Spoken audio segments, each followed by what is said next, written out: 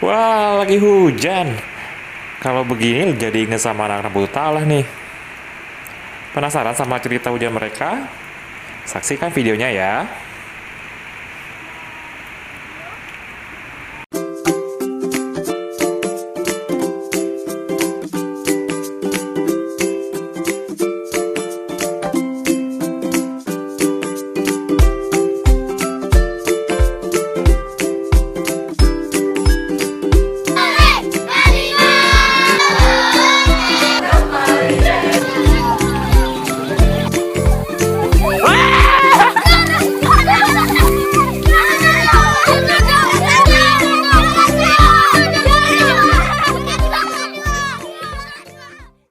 2 minggu yang lalu, gue chattingan sama temen guru gue yang ada di Bututala. Terus gue tanya, sekarang di Bututala lagi musim apa? Dia bilang lagi musim kemarau. Pas dia ngomong gitu, gue langsung ngebayangin, waduh, ini sekarang orang-orang di dusun Bututala ini pasti lagi sibuk-sibuknya nih nyari air. Karena waktu gue tinggal di sana, gue mengalami musim kemarau itu selama 4 bulan. Yang artinya selama itu hujan tidak turun sama sekali. Padahal sumber air di Bututala itu hanya mengandalkan 2 hal. Yang pertama hujan tadi. Jadi kalau sekarang nggak ada hujan selama 4 bulan, jadi memang hujan itu nggak bisa diandalkan sama sekali untuk mencukupi kebutuhan air. Yang kedua, itu adalah sumber air yang kita dapat dari aliran sungai-sungai kecil yang mengalir di sekitar dusun.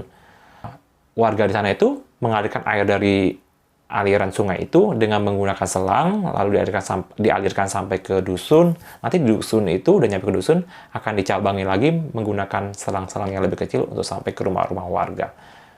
Nah, kalau lagi musim kemarau seperti ini, dan udah terlalu panjang, aliran sungai itu akan berhenti.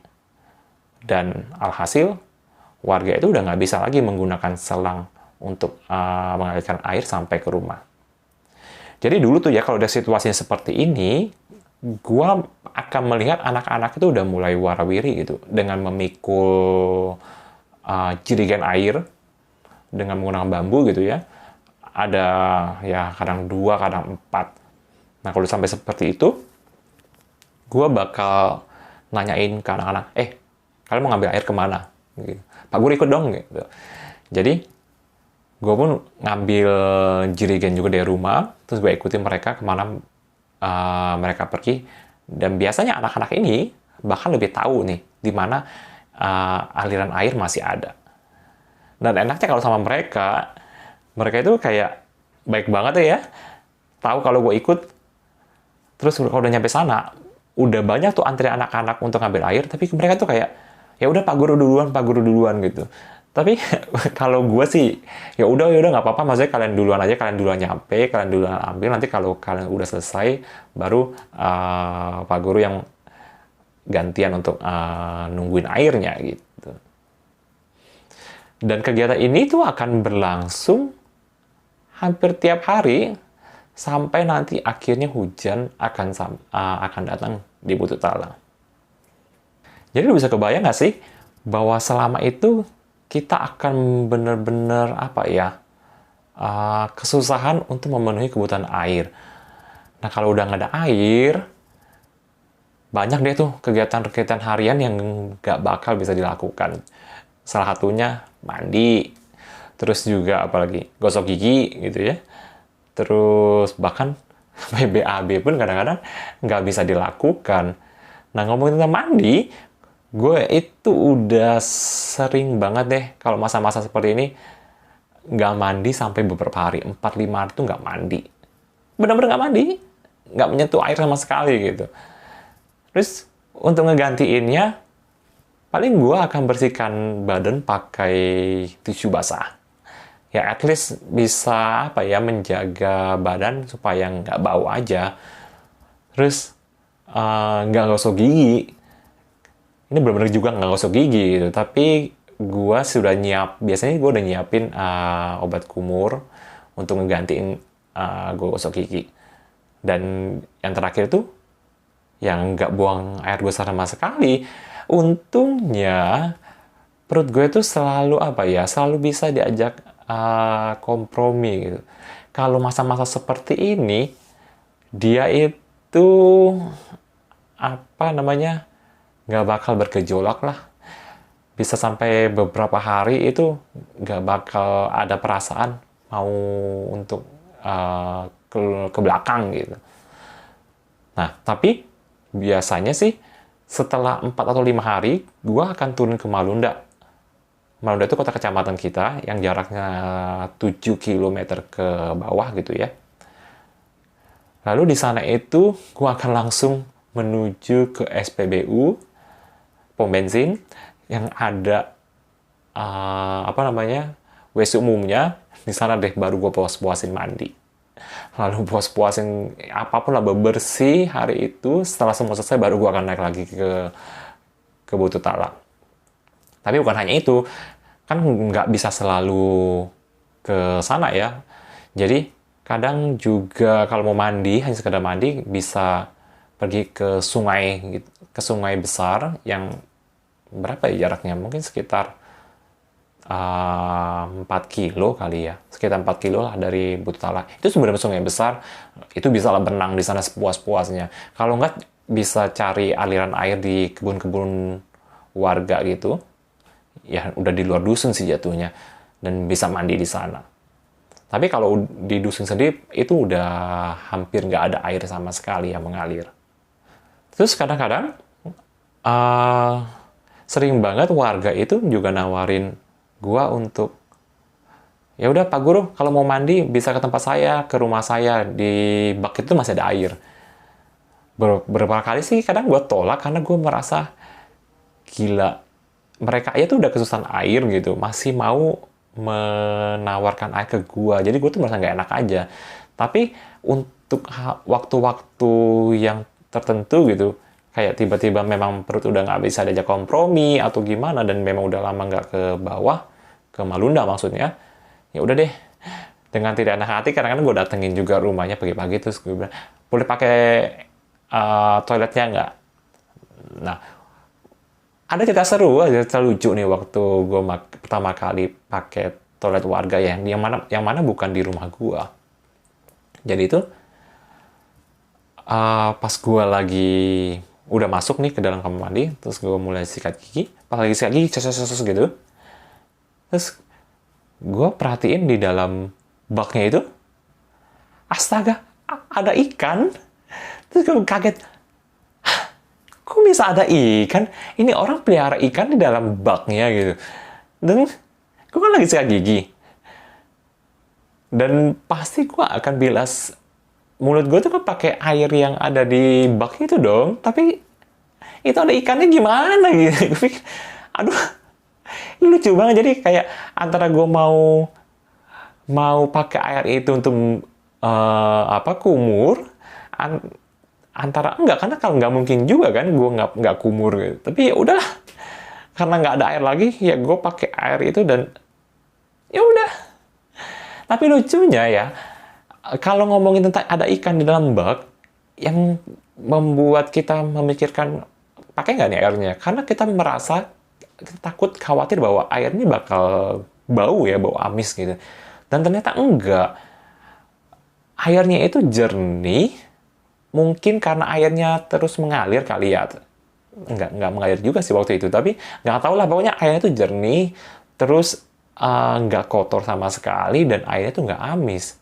Dan sebenarnya setelah beberapa waktu itu, gue juga pernah make toiletnya warga yang lain, dan gue perhatiin memang mereka juga melakukan hal yang sama gitu, pelihara ikan di dalam baknya, dan memang airnya itu nggak amis sama sekali, nggak berbau amis.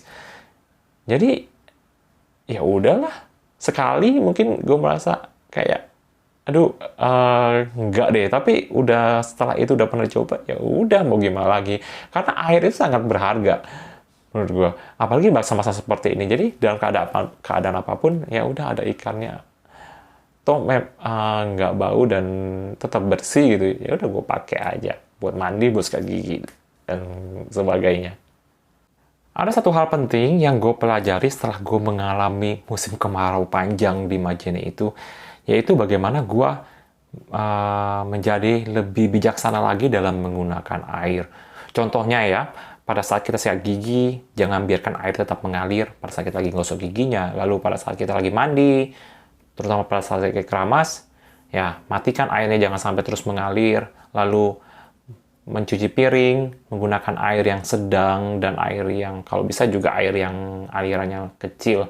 Karena dengan aliran seperti itu, gue rasa juga kita masih bisa membilas peralatan makan kita dengan cukup bersih seperti itu.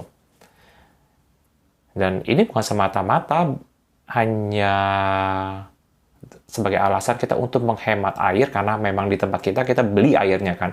Tapi untuk menunjukkan juga rasa empati kita terhadap orang-orang yang mungkin pada detik ini kita menonton video ini, mereka sedang kesusahan mencari air. Pada saat gue flashback tentang cerita gue, pengalaman gue menjalankan kemarau di Bututala, juga ada satu hal yang gue ingat banget, yaitu di saat-saat ini tuh gue pernah memperkenalkan satu buah lagu kepada anak-anak. Judulnya Hujan. Kenapa gue kasih lagu ini? Karena menurut gue ya pas banget. Kita saat itu lagi menanti-nantikan hujan. Terus pada saat gue perkenalkan lagu ini, gue bilang sama mereka, yuk kita belajar lagu ini. Mudah-mudahan aja nih lagu ini bisa jadi kayak semacam doa kita supaya hujan bisa segera datang di dusun kita. Nah lucunya, di hari gue memperkenalkan lagu ini, lalu sore harinya Bututala kedatangan hujan. Percaya atau enggak ya, tapi itu terjadi. Jadi kita bisa bilang bahwa lagu ini adalah lagu pembawa hujan.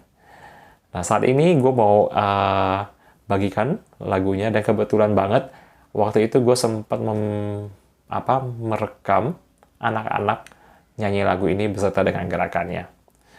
Semoga kalian menikmatinya dan juga bisa memberikan inspirasi juga ya kepada kalian untuk dibagikan. Jika sewaktu-waktu daerah kalian lagi sedang ada kemarau yang panjang dan kalian sedang mengharapkan hujan, kalian boleh nyanyikan lagu ini. Dan semoga aja hujan segera turun. Gitu aja ceritanya untuk video kali ini. Semoga menghibur dan kita bisa bertemu lagi di cerita dan lagu berikutnya. Bye.